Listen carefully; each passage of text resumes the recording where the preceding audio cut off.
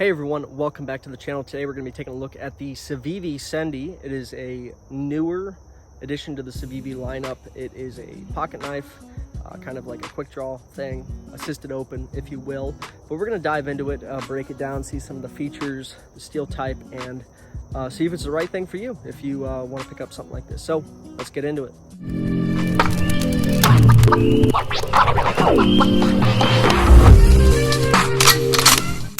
Before we do that though, I'm going to ask you guys to subscribe to the channel if you have not already. Be sure to like, share, and comment. It helps promote the channel in the algorithm and the YouTube pages, especially if you're into EDC content. This is probably something you'd be interested in. Moving on to the video. Like I said, this is the Civivi Sendy. Now it's got a really interesting steel choice. I have never used a Nitro V before, but if the camera will focus, you can see that is exactly what we are working with here today. Very interesting blade profile. I've never seen this. I don't know exactly what it's called. Some of my blade experts in the comments can let me know, but we're going to try some woodworking and then break into the other tests. I'm going to make a basic spear point, just rest my thumb back here in front of the jimping just a little bit. We do have the little pocket clip, see if it causes any hot spots. Now I do believe Nitro V is in the D2 family. I could be mistaken, but you're going to definitely have a little bit better blade or edge retention rather over something like a 420 high carbon or a 1066, which we see in a lot of our BPS knives offerings. It's definitely not filleting the wood, need a little bit of effort. It is a pretty light knife, but it's getting the job done relatively well. And in a matter of a minute or so, we have got a basic spear point. Definitely use that thing for tent peg, or if you want to make a charcoal pencil or something like that, it can be done. Awesome, let's move on. Okay everybody, so when you receive your knife, it's going to come in this little nylon case with a zipper. It has www.civivi.com. Not a sponsored video, but just breaking down the knife for you guys. You're going to get a couple different things. A microfiber cloth. It is got like some plush in there, so it keeps the knife from getting dinged up. Shows probably their best knife, the Elementum, which I have done a review on, so be sure to go check that out. The knife itself, as you can see, that beautiful Nitro V on there. I believe that's the guy who helped design it, or maybe his logo. Have some Allen keys holding it in, and you have this red G10 liner in there, steel liners. You can see that locking mechanism right there. No side to side or front and back play, which is good. Just to close it, push that over, bring the knife down, and then to actuate the spring mechanism, you put your finger on this little flipper right here, and boom, there you go. It does have an ambidextrous pocket clip, so I'll be switching that over to left-hand carry. This is the first time I've used this knife, but I'm really interested. It looks like a full flat ground. Could be mistaken though. Very sharp out of the box. Never had an issue with Civivi, but I love the little ridges in there. Gives you just enough texture in the hand.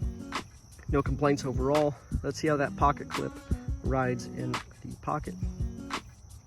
So as you guys can see here, I'm just wearing some basic blue jeans, and I wear my knives on the left side because I am wrong-handed. So right there, as you can see, it holds in there. Pretty good. You get pretty good purchase on that without too much effort, and pulling it out is no issue. Looks to be pretty well machined. Don't seem to have any issues there. And slip it back in. So, like that, not much work needed. Let's move on to the next. Before we get into the test though, you do have a couple of odds and ends that come with the blade, sort of like a Swiss Army knife kinda, but we're gonna pull that out. As you can see here, you've got like a little toothpick thing. I guess you could use that to slice through cardboard or make an emergency stitch in yourself or in some clothing if you absolutely had to. See the focus on that. Definitely better quality than some of the stuff you get from Swiss Army. Now it just recesses in there nice and good. You got fingernails on you, you can just pull it out like so. No issues there. Now moving to the other side. You do have some tweezers. Now these are so good. Definitely better built than, I actually have a Swiss Army knife here. Let's show you. So in this Swiss Army knife, we'll do a side-by-side comparison. This is the Civivi's. Comparing these two tools, Swiss Army on the left, Civivi on the right. Way better built. I don't know if this is some kind of spring steel on either one, but you definitely, this one seems a little bit flimsy. You kind of have to pull it out every now and again to keep it from falling out of the front of your Swiss Army knife. But this one, you can get in there, these forceps, you know, remove a splinter, do whatever you need to do with this type of tool. But yeah, I definitely would prefer the Civivis over the Swiss Army knife. Let's move on. Just have some basic paracord right here, and we're just gonna see how it does. I don't expect any issues, but it's always good to make sure. Resting my thumb just in front of the jimping right there on the blade. Cool, let's try a double loop. Awesome, no issues there. Let's move on to some hemp rope. Look at this hemp rope. Did pretty good with the paracord, no complaints. So let's see how it does. Chopping through this stuff. Man, already it's just biting into those fibers. There's one. Let's see if we can do a double. Might be a little bit much, but let's see. Boom, straight through it. Definitely more pressure needed, but overall, not too bad. Let's check out that blade profile, see how it's doing. Run my thumb along the edge. Not really noticing any defects whatsoever. Heat treat seems to be pretty good on these Civivis from the ones I've checked out. It is made overseas in China, I believe. However, I do believe it's an American blade designer. I could be mistaken, but just look at that blade profile, y'all. That thing is so cool. Definitely do some good notch work with that. I'm a big fan of the contrasting colors of the kind of like a maroon liner mixed with that green G10. Sweet, let's move on to our final test. So we got some basic cardboard here. I'm just going to deploy the blade and see how it does. Start going through. Very slicey. I'm not sure the exact thickness. Looks a little bit less than 1/8 of an inch. I'm not sure exactly what that is in millimeters, but you can definitely check that out on the Civivi website. They do have an online store, their own website, and an Amazon store, which is where I picked this guy up for like 40 some odd dollars, so not too bad. Okay, so this is a issue that I've already been running into. If I start up here towards the end of the blade, it has a tendency to slide down and get caught on that little, I guess that's a sharpening ricasso right there, or the making of one or beginning of one. Just put it through there. It is humid, so this cardboard is kind of damp. Let's see how it does on the tape side, which typically seems to be an issue for some blades. Moving on, I think as long as you keep the angle right, you're not gonna have an issue getting on that sharpening ricasso. Let's see how it does at piercing. Not the best. I think it's honestly just that tip profile. As you can see, it's not like a clip point or something you get on your Buck 119, but overall, not terrible. Definitely very slicey. Just have to set it at the right angle.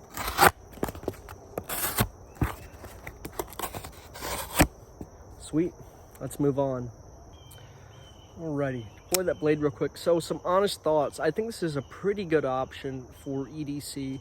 Blade seems to be holding up really well. Nitro V does have a lot of stainless steel properties, so you're not gonna have to worry about its rust as much. Gonna be more durable than D2, I think. In that family thereabout. So what you'd expect from D2, I'd expect roughly from this. I believe the Rockwells are between like the high 50s, low 60s. I don't think it quite is at the 60. 57 to 59 is what I honestly believe Civivi offers with this. I could be mistaken though, so correct me. Don't believe there's a 90-degree spine. I wouldn't try to throw sparks with this guy. I do like the option in the middle, switch the pocket clip over to ambidextrous, and having those extra couple of tools in there is definitely a good offering from them. Now you're going to pay about between 40 and 50 bucks from this guy online. However, they are known, Civivi is known to run deals every once in a while, especially with Black Friday coming up, Cyber Monday here in a couple months. If you're looking for something, I might want to wait until then, see if they're running a deal. But yeah, I think it's it's nothing new. I mean, you just have a liner lock, closing it. You can do it one-handed if you so choose. But overall, not too bad. For the $40 to $50 range, that's typically where some of the Civivi offerings, now their higher end stuff, is going to be more towards the $100 range. Not a big fan that it's made overseas, but having an American designer definitely helps with that. Good steel choice. I honestly think you take care of this thing, it's going to take care of you. Something in the similar price point we just reviewed. You'll see the review of this knife before you see the Civivi one. We went over the Joker Setter, right, which is a Spanish-made knife with some stainless steel type in the D2 family as well. More of a modern traditional pocket knife in around the $30 to $40 range. So you're going to get the Civivi for about $10 more. It honestly just depends on the style you like of the blade. Either way though, you can't go wrong. Just a good little pocket knife. You're going to get more for your money though with this one, with the included tools and the pocket clip. The Joker does not have that, as you can see. Not going to have to worry about rust as much on this one either, especially with that olive wood. You might have to, you know, deal with that, dry it off, oil it, maybe do a finish on there if you're so inclined. I do like that you're able to service this one yourself if you want to take off the handle scales or maybe get some aftermarket ones. You do, like I said, have those Allen keys right there, or Allen screws, hex screws, whatever the heck they're called. But yeah, you can service it yourself. I believe this one is on some bronze washers. I don't know if the camera's gonna pick that up, but you can kind of see that in there. So it's pretty smooth. You're not gonna have to worry about debris getting there as much. However, if you drop this thing in the river, it scrapes along the bottom, you might want to try to take it apart and clean it. Overall, I'm relatively impressed. I would and have been carrying this knife, or I will be carrying this knife. This is the first time I've actually used this guy, but I don't see an issue with this. I definitely am interested in this blade profile. They do offer a couple different blade styles that you're not going to get with some of the other blade offerings. I might only have one. You can kind of decide which liner colors you want. So you've got your G10 here with the red. I honestly thought that was pretty cool. The other Civivi, the Elementum that I have, is green as well. So definitely overall a pretty good pocket knife. If this is something you want to carry, I would recommend it. Thank you guys so much for watching. If you want to subscribe to the channel, I would invite you to do that. Like, share, and comment helps promote the channel and the algorithms. See you guys next time.